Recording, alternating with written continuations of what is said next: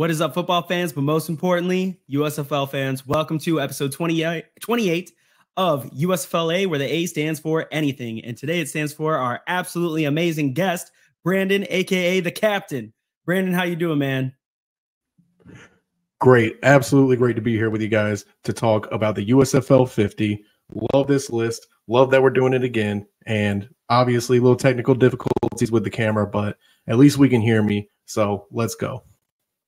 Oh, I'm excited. And Webb, as always, my co-host, how are you doing, man?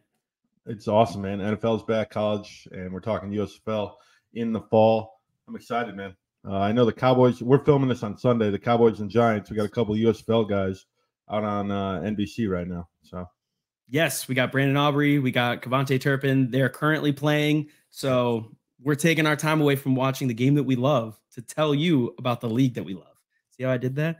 All right. But right now we are doing the USFL 50, which is just, if you haven't been watching it, every offseason, the NFL does the NFL Top 100. We do the USFL Top 50, and we call it USFL 50. It's voted on by fans, people who cover like the media, coaches, and a bunch of players. So this is a cumulative list. If you're mad at it, if someone's mad about where they are on the list, just remember, a lot of people voted on this. It's not just us. Okay, so let's lead into it. Coming in at number 21, we have my man, Manny Bunch. I absolutely love Manny Bunch. I'm so happy that he made it on this list.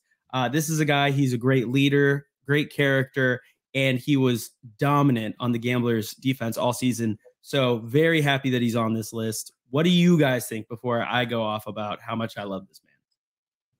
Cap, you can go first. All right, Manny Bunch. I like Manny a lot. He's a solid player. Obviously, he got the all USFL nod this year. Had 54 tackles. I think this is his second year, right? He came Yes.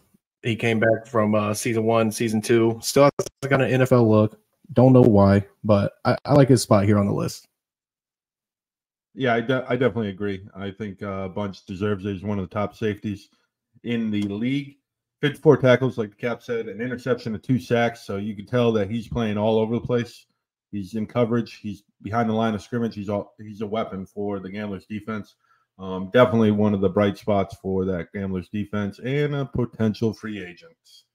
Yes, a potential free agent, as we all have heard all offseason come October. Everybody who was taken in the inaugural USFL draft back before season 1 will become a free agent if they are still in the league on that contract, the original contract, which Manny is. Now, he didn't finish season 1 because he got injured. And then season 2, he ended up getting injured, I believe, for the last game. So that's probably why he didn't get the NFL look coming out of season 1. Coming out of season 2, he did get an NFL workout or 2, but just didn't happen to land anywhere. I love him. The guy had the hardest hit of season 1. He was just dominant in the backfield. Like you said, he had sacks, he had interceptions, he had tons of tackles. He played everywhere. A big thing was I thought we had the best safety duo in the league with him and Donald Rutledge Jr. Midway through the season, Donald Rutledge Jr. goes down. I know that you're thinking Bryce Tornadin and Arnold Tarpley. Bear with me. Bear with me. The Cap's also got a case for his room. True. I like my guys. South my guys stacked. pretty damn good. But him and Donald Rutledge Jr. were 2 of the absolute hardest hitting safeties in the league, and they were great. We were completely stuffing the run. Donald Rutledge Jr. got hurt. I was very, very worried, especially for the safety room.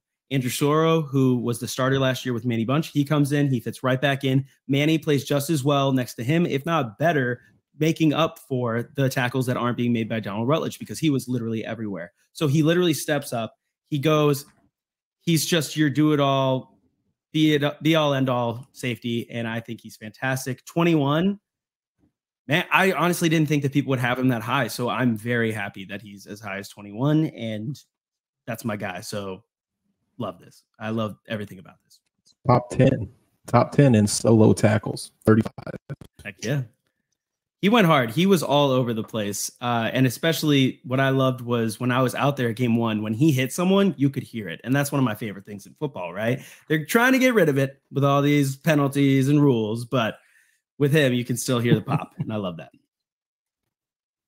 But talking about somebody who lays a pop, coming in at number 20, we have the man, the myth, the legend, Reuben Foster. Webb, do you want to talk about this man? Oh, this guy, I'm surprised he didn't get a shot in the NFL in the summer, because I think this guy played great coverage. He was the highest grade PFF grade, basically, I believe, of the entire league, or top 3. He was a 90 for most of the season. I think Kyrie Woods is the only person who was above him. Top 3. I don't know if Andrea Tillman from the Stallions, but he's definitely top 3. His defense, he was able to play coverage. They were able to send Tizino up there to hit the gaps, just like Boogie talked about. Well, Boogie took the space, Tez hit the hole, but Foster was in the coverage, and so he didn't get a lot of like the 100 tackles like Tizino did, but he played solid coverage. 1 interception, that big fumble that he caused in week 1, still one of the highlights of the season, and he was the hardest hit that I remember from the USFL championship. Yeah, I remember that one. And you can hear the stadium's got a bunch of people in it. It's not like a regular season game. Like, there were a lot of people there making noise, and you heard that hit loud and clear. And he just lays the lumber, and he's SEC talent and should be in the NFL, or at least have the opportunity. I look forward to him coming back for another year. So there's that. Man, what do you got? If only he'd be a free agent. What do you got, Brandon? I could see him coming back. I could see him coming back another year for sure. I think, didn't he miss about 2 games? I want to say, with an injury. Yeah. So, probably, I think that was already kind of a knock on him. He's kind of injury prone-ish in the NFL. And I think maybe one more season in the USFL, a healthy season, and shoot, no reason he can't make top 20 on the USFL 50 next year. You can see he's got a lot of support on Twitter. We see the dude promoting him everywhere. So if any GM has ever even stumbled across that man's Twitter, he knows Reuben Foster is ready for a workout. True. I think the only knock. So Reuben Foster was the biggest signing this offseason. Everybody agrees. There's no one else that really competed with it. You're looking at a guy just a needle mover. Yeah, needle mover. A lot of people learned about the USFL because of Reuben Foster, because such a big name went there, right? It was Paxton Lynch was someone that people were talking about season 1. That was a big name, former first-round pick. Reuben Foster was a bigger name. This is a guy coming out of Alabama. He demanded the respect and the attention at Alabama. He came into the NFL. He was really good. He had problems off the field. He's fighting. He's getting in trouble. He's getting hurt. And then they just decided that it wasn't worth it. So he's off the field. He goes and he just tweets about the USFL. He says, "Is this worth it? Will it give me another shot at the league? If so, I'll try it." And I think every USFL fan was trying to lobby for him to go to their team. I specifically sent that tweet to our GM on the Gamblers, and he said, "Too old." So he's everybody knew last year the Gamblers were looking for 23 to 25-year-old guys. If they were above 25, you weren't getting signed by the Gamblers. So Reuben was 28. He's not getting younger. I think that's the thing that NFL teams are looking at right now, that he's past his prime, which might not even be true, because he came in and we have a quote from his coach, Jaron Horton, over at the Maulers, and he said he's still Reuben Foster, and he showed us that he was during the season.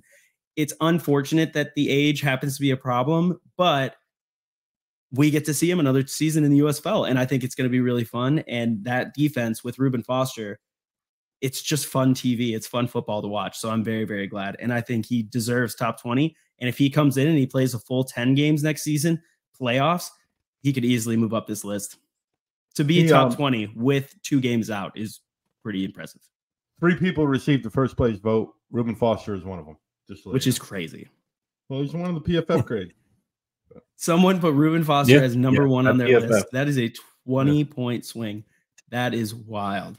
All right. But someone that did not get any first place votes, but is first place in many, many Stallions' hearts, is number 19, Deon Cain. Now, Deon got a shot in the NFL. He was signed by the Eagles, correct? Yes. That's correct. He was signed by the Eagles, played in the preseason with them. He had some good catches.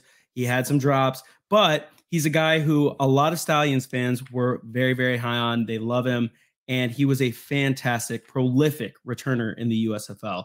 So I like him. I like him at number 19. I don't think I had him that high, mostly because his production really wasn't until midway through the season. And even once it was midway through the season, it was more his kick returning. And we didn't see him produce as much in the passing game until the quarter end of the season into the playoffs and championship. So he produced when it mattered towards the end, but he really wasn't that big of a part of the passing game early on. And that's what I had on him that knocked him and put him back further on the list. Go ahead, Cap. I get that. I like what he said about it. Obviously, his special teams game is one. The numbers speak for itself there. I mean, he had the 2 kickoff return touchdowns. I think he got the 29 yards kick return average. Top 5 in the USFL. But when it comes to receiving, he was what, maybe the 3rd, 4th, 5th option. I mean, it just kind of never seemed to show up when they needed him in the receiving game until I guess maybe in the playoffs a little bit. But I like him. I like him up here. I mean, he flashed. He was making some big splash plays, and I think I had him a little not in the top 20, but he was definitely up there for me. Yeah, So I mean, go ahead. Well, think about this. The guy, if he didn't get those 3 touchdowns in the championship, do you think he cracks the top 20? That one game. That's a hell of a game to do it. I mean, it is. I get it. It's the championship. He was the MVP game of the to do it. championship. If you're going to do it on that game. So I think that one definitely propelled him. A recency bias. He was the last thing you saw on TV as far as like USFL goes. Like he's got the MVP, all that. So I can see that.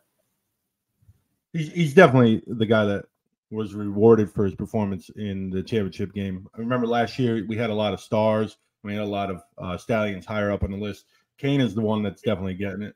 16 catches all year. He had 4 in the championship game. So you're telling me a quarter of his production for the whole year, he matched it in the championship game. That's crazy. If you take away the games against the Maulers, he really doesn't have a moment, right? The kick return in the regular season game, the display against best defense, I guess that gives him extra points. I think he's too high. I know Stallion fans are going to cry about it, but it's really simple. His production didn't meet what he did in the championship game all year. 16 catches, 182 yards. Like 182 I'm just looking for yards. consistency. Yeah, I expect him to be in the 40s, 30s. I don't even know if I had him. I'm guessing I had him in my top 50, but it was nowhere near the 19 that he's at. Oh, he was in my top 50. Like, I'm not saying he's not, but 19 feels high. To be in the teens, I mean, you were legit. Indeed. But a guy that we definitely are not questioning, also on the same team, comes in at number 18. We have the Stallions running back, Mr. C.J. Marable. Webb, give me some stats on him.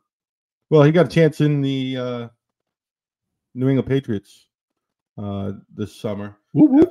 He had 1,079 all-purpose yards, 500 rushing, over 200 receiving, 300 kick return, 5 touchdowns. He's a weapon. He's been consistent in the last 2 years. He's grown and skips offense. I'm a huge fan of CJ.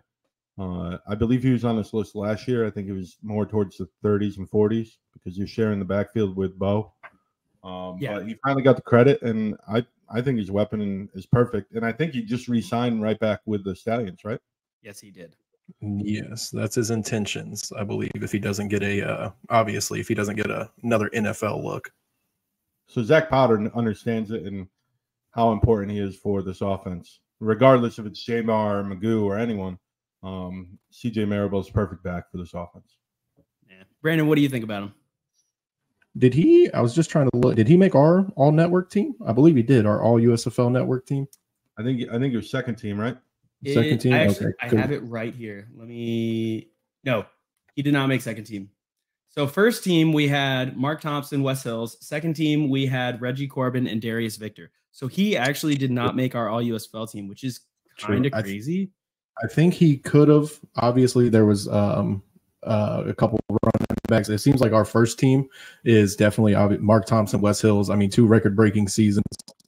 And then our second team is more like the OGs from season one that we're like, Yeah. oh man. I mean, even though they didn't live up to what they did in season one, they're still like, we remember what they did. So CJ, we missed on that one. I think everybody did. All USFL did. I mean, like Webb said, just reading off the stats. I mean, the dude was maybe the fourth most important guy on the Stallions offense after like Magoo and Jace. It could be argued that CJ would be the third most important person on that offense. So I like CJ a lot. I'm happy that he had his shot in the NFL. I know Stallions fans are happy that he got released and is coming back to them for another year because he's definitely making a name for himself in the USFL. I like him a lot up here.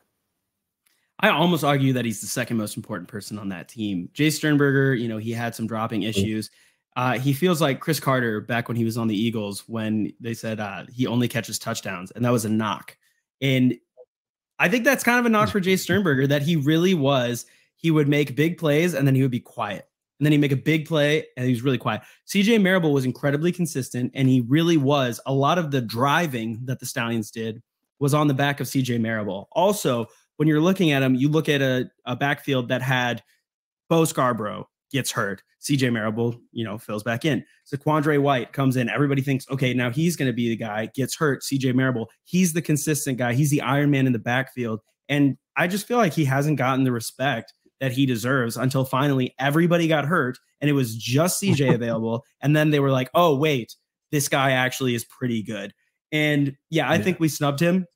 I think he probably easily should have made our second team, but I think it's one of those things where you're on a team that's doing so well and has so many people that do big plays and that people talk about, that if you're just consistently good and not making crazy flashy plays, then you kind of fall to the wayside and people just don't think about you as much. But CJ was probably the most consistent thing on that offense other than Alex Magoo. So just being on that team with all those names probably hurt him, but he still made it up to number 18 on this list. So the people who were paying attention to the football, to, the numbers, they still saw real, recognize real. You know what I'm saying? I feel you. Thanks, dog.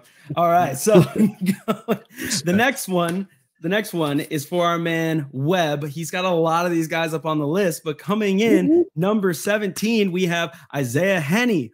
Anything is possible. What is up? This guy, one of the nicest guys you'll meet, electric player. Man, Webb, tell me about him. Well, he just re-signed this week, so I'm excited about this guy coming back.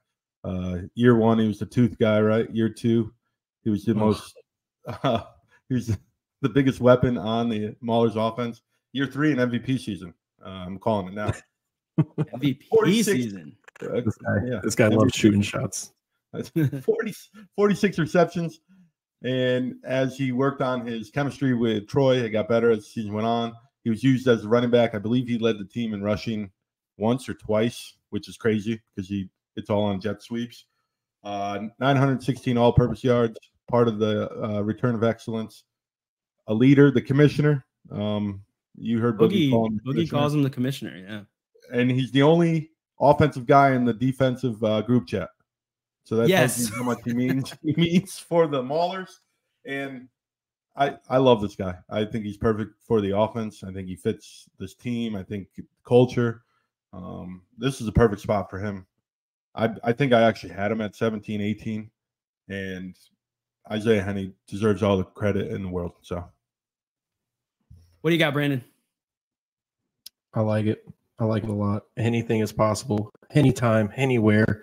The puns are just as good as his return game. I mean, shoot, man. Like Webb said, that first year when he got the wisdom tooth knocked out, I still use that meme. I still use that clip all the time. I'm like, listen, if you ain't never heard of the USFL, just take a look at what this guy did, because he goes to the sideline and he's like, it's just my wisdom tooth. It's no big deal. It's your wisdom tooth, bro? Like, yeah, it's good. It's good. Put me back in, coach. It's like, dude, like, what? Absolute dog. Okay. Glad he's coming back for another year. It seems like, man, like our special teamers, man, they get no love from the NFL. Like some of the ones that you do see go and the ones that you don't see go, man, it sucks because Henney and a certain guy on the showboats, special team player of the year, should probably get a few more looks than they're getting. But like his spot here, definitely earned it. I love it. He's one of my favorite returners in the fact that he says he never fair catches. And I think that just shows the cojones on That this Pac-Man mentality. Dude, crazy, because we saw some guys yesterday in college. I was at the Baylor game. I watched that guy for Utah get killed. And then today I saw a couple guys get killed on punt returns. And the fact that he never fair catches, has not been killed like that. He has, he got his tooth knocked out, but that was actually on a reception on an offensive drive. So it's impressive to me that he's able to do that and not just absolutely get obliterated. So I think he's a cool dude. He's fun to watch and he's electric. He's one of those guys where when he starts sprinting, it just looks faster. You could put someone who's running just as fast next to him. He just looks faster. I don't know if it's because he's small, but it's so fun to watch. It's like a video game. I love it. But another guy, small, looks super fast, looks like a video game. Coming in at number 16 is my guy. I'm so happy we're finally getting into the gamblers, man. Justin Hall, a guy who they just highlighted this week. USFL Comms posted about him. He still hasn't gotten an NFL shot. It's ridiculous. I went and commented he's the most electric player, arguably the most electric player in the USFL this year. He had crazy receptions. He had a lot of yards after catch. He had a lot of yards after contact for being as small as he was. He was a highlight reel. Everything he did was just fun to watch. And one of my favorite things is right here. Look at how high this man got on this play, on this catch. This looks inhuman. It looks like somebody photoshopped this man higher than he actually jumped. I just think Justin Hall is ridiculous talent coming out of Ball State. And I cannot believe that this guy has had, I think, 3 or 4 NFL tryouts, NFL workouts, and he's not on a team. It makes no sense to me. But what do you guys think of him? Well, 47 catches, 515 yards. That game against the Showboats, I believe, was early on in the year, and they were kind of going back and forth. And I remember you were texting me from like a concert or something and trying to get the updates, and it was just it was absolutely wild. And him coming up with his catches, and then the Showboats, I forget who caught it. Brandon probably can remember with the shoot. It was just a game, and Justin Hall, I was like, this is the dude. After watching that game, it was like, this is the dude. They're not relying on Mark 100%. Justin Hall gives Bahar a target. He's electric. It's probably size, kind of like Henny. Probably holding it against him. He had 47 catches. Henny had 46. So it makes sense that he's one spot in front of him. And one spot, one catch. So it makes perfect sense. Exciting factor. Yeah, well, that one catch also was the one touchdown too. So it matters. So I love it. It's perfect. I'm surprised about how many gamblers are this high up on the list. I'm not. We had dogs, man. If we just have a super consistent quarterback, we'll be the best. I truly think if like the gamblers of this year had this offense with their first year defense, they could have definitely made some noise in the playoffs. But Justin Hall, I like it. No argument with this spot at all. To Ace's point, he was a yak machine. He had like 309 yards after the catch. Top 3 in the USFL, tied with guess who? Henny. So Justin Hall, and I think the game you were talking about, that was where Ryan McDaniel makes that crazy circus catch over in the side. Yep. And no one ever remembers it now because, Justin Hall did what he did. And then gamblers win. So here, let me pull this back up. If you look, that top one that I made in the black and white, that is him toe tapping in after Kenji Bahar threw it out to the right and he ran in for the winning touchdown. That is what that picture is. So I made sure that it was on his USFL 50 graphic. Because and then awesome. And then you made sure to put me on this episode so you could just look at these subtle little things I do that you guys don't notice, but it's an Easter egg for Ace when it pops up. So yes, well, but I like it. Every time we bring someone on the show, we usually do it because they have at least one player from their team that is on that episode in the countdown. But sadly, we don't have anybody in here. Oh, wait, yes, we do. Number 15. Coming in at number 15 is Jaron Jones.